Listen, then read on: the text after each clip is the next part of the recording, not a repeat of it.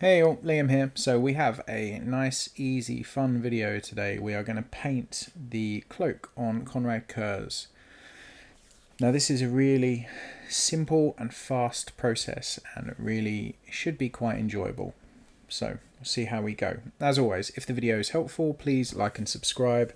It's a really big deal. If you want to support the channel, then that would be amazing. You can support me through Patreon, but mostly my income as always comes from a tuition and commission, so feel free to get in touch if you'd like me to paint something for you, or if you're interested in tuition you can get in contact with me through my Instagram, Facebook, or my tuition is also set up through Patreon. Hope the video is helpful and enjoy. Right, so this is the cloak. We start off with a black base coat, as always. Well, I say as always, most of the time I like a black base coat. So first of all, I'm not going to show you all of this little bit, but I'm going to lay the base coats down for every single colour. So this is Vallejo model colour basic skin tone. I'm going to paint the whole cloak basic skin tone. And then what I'm going to do is the skulls, I'm going to paint with GW Zandri Dust, I think it's called. And then I'm going to paint the cloak underneath as red. Now I'm not going to show you that process because it's exactly the same way and same colours as I did the lion's cloak, so you can check that out for it, and there's really not a lot of cloak on this.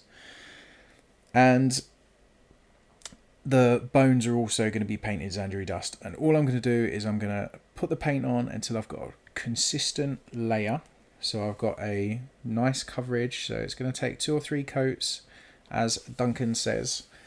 2 or 3 coats to build up that flat colour that I want, and then what we're going to do is Agrax Earthshade, GW Wash. We're just going to wash over the whole of the cloak, including the red, the flesh, the bones, the skulls. All of it's just going to be Agrax Earthshade. You just don't want any puddles. And this is what that looks like.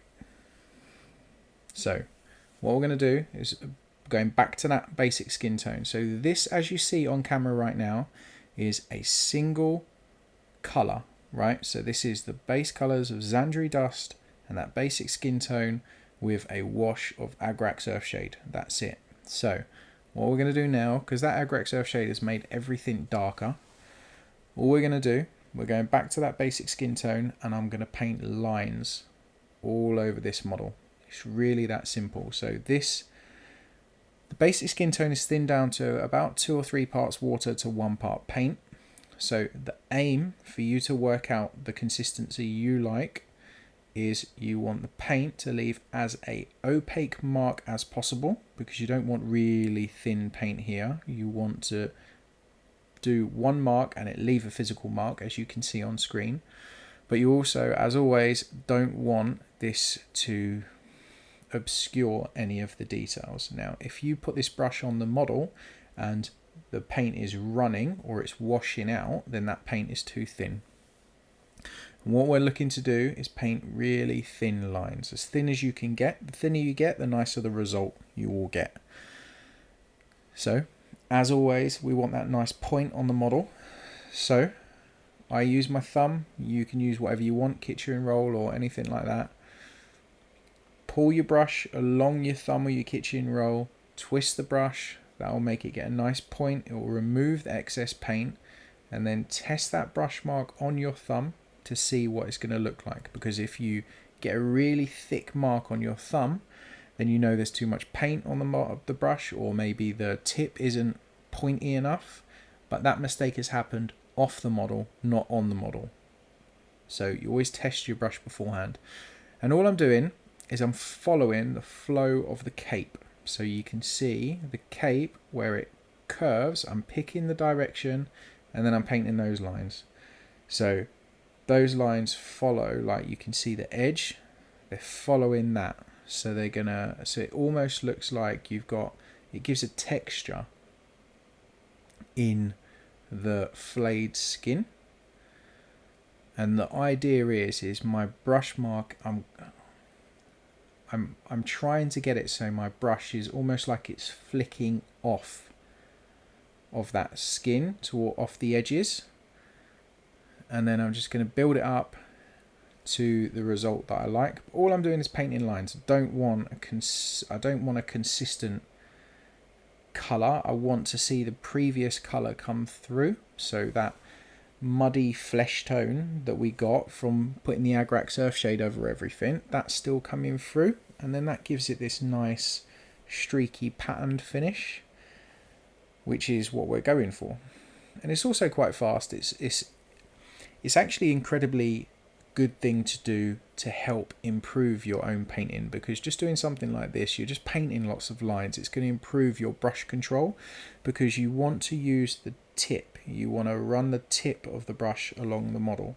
And you can see that I'm doing the little skin face, and it's exactly the same here. I'm following the contours of the face just like I was following the skin on the rest of the cloak, and I'm just emphasizing the shapes. I'm emphasizing the edges, but I'm still doing those lines. So it's nice and simple. It's a very straightforward way of painting. It's quite enjoyable. For me anyway, I quite enjoy it. It breaks up the monotony of just layering, putting layers and layers of paint on. It just makes painting a little bit more interesting. It's not the same thing as always. And what you're going to do is you're going to do this across the whole cloak. Now the cloak isn't very big, so it doesn't really take that long. And because we're using a Vallejo model color paint, that paint is quite opaque. So what that means is it takes even less time, because you don't need to do a huge amount of layers. So I'm just going to speed up through this bit.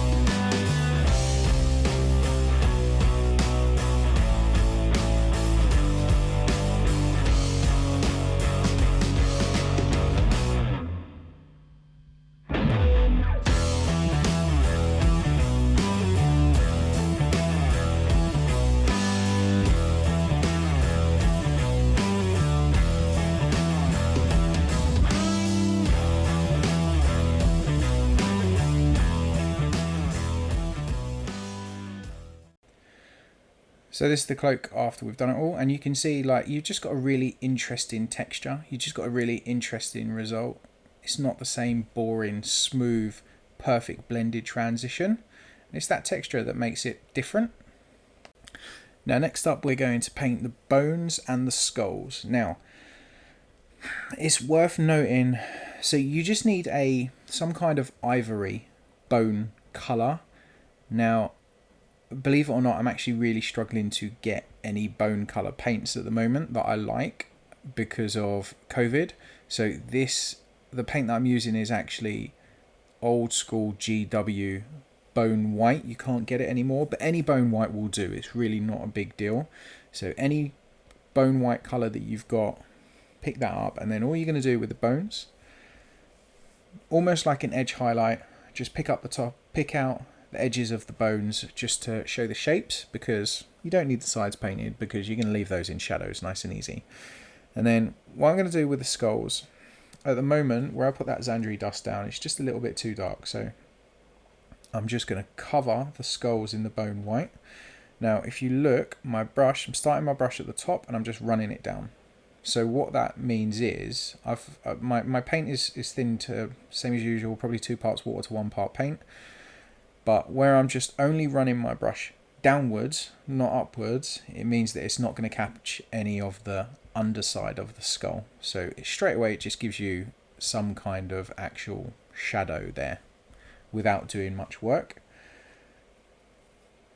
And then once that's dry, funnily enough, the pot that the cloak is sat on is Agrax Earthshade. So I'm just going to go over the skulls with it and the bones, just because that gives, the problem is, so I don't have many paints at the moment which paint bone well, just because, as I said, I'm struggling to get certain paints. So what this does is I put the bone down, and then when I put the agrax over it, that darkens it and it gives me another tone. So that is actually my mid-tone. And then what I'll do is I'm drying it with a hairdryer, and then we're going to go back to the bone white.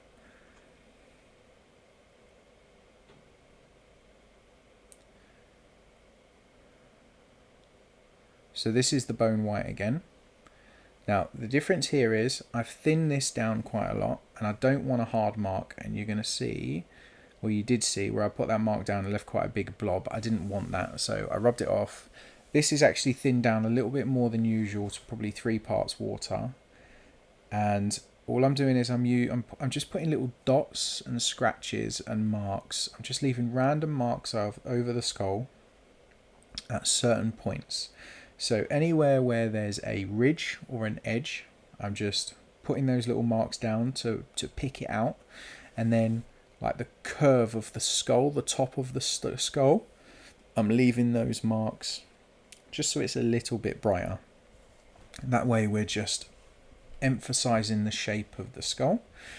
And the reason for that is as always, we need to create that shape. So you look at it and it's very easy for the eyes to understand what it is, because remember, it is tiny, the skulls are tiny.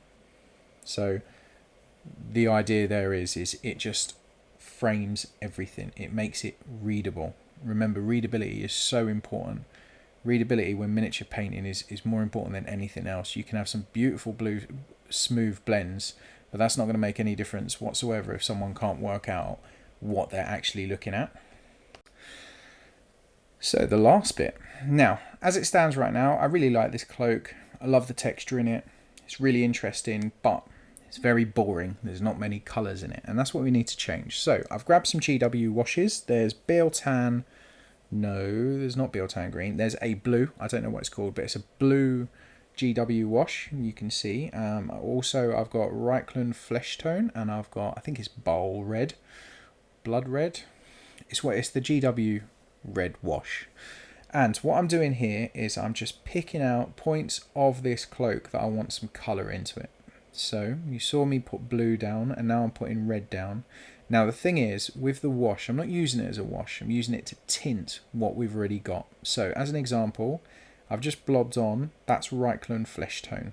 So I put it on, and then I've removed some of that wash. And the way I've done that is you put the wash on the brush, and then you rub the wash off the brush, and then you absorb the excess wash, you can see me doing it with that blue, off of the model. You can see where I've just stabbed that blue, and then that sucks up the excess.